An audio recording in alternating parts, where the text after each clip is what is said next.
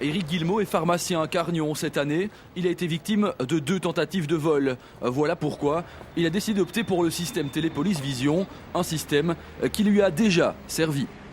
Nous avons eu deux tentatives, mais bon, grâce justement au système couplé à la synergie entre le système existant au niveau de l'officine, nous avons Télépolice Vision, permis de mettre en fuite directement les auteurs. Bon, ils ont été filmés, ils ont été tracés grâce aux caméras de surveillance urbaine.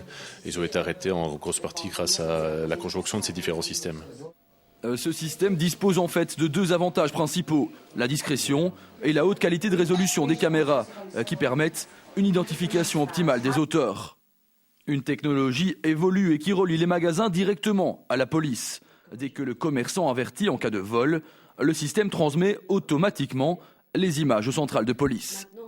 C'est un système de vidéosurveillance. Il y a à un endroit en Belgique, en tout cas, un dispatching, donc un lieu où on peut visionner un peu ce qui s'y passe.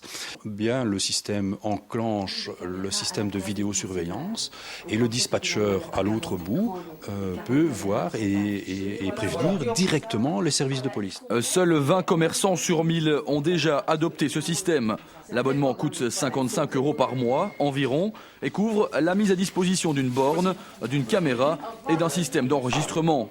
Ça a un certain coût, ça c'est vrai, mais bon, la sécurité n'a pas de prix. Donc que ce soit la sécurité de mon personnel ou de mes patients et de mes clients n'a vraiment aucun prix. Donc je crois qu'il ne faut pas hésiter à pouvoir se pourvoir de telles installations, surtout qu'en plus c'est fiscalement déductible. Le système peut être déduit, si mes souvenirs sont bons, à 120%. Donc je crois que ça vaut vraiment le coup pour tout le monde de s'en équiper. Malgré les mesures de sécurité, les petits magasins restent en fait la cible principale des attaques à main armée, selon le bilan 2011 dressé par la police boraine. Donc le bilan est très très positif effectivement. Nous avons changé un petit peu le processus et nous avons orienté un peu cette campagne sur le contact direct avec les commerçants. C'est beaucoup plus profitable et aux commerçants et aux policiers. Concernant le bilan de l'année 2011, les résultats montrent une baisse globale de la criminalité. Ils sont d'ailleurs les meilleurs enregistrés depuis 2003. Les attaques à main armée ont diminué également et passent de 15 à 9 faits. Et seuls les vols avec violence ou menaces ont légèrement augmenté de 64 à 65 faits par rapport à l'année dernière toujours. Ce que je peux dire en termes de criminalité violente en tout cas, c'est qu'on observe une légère diminution.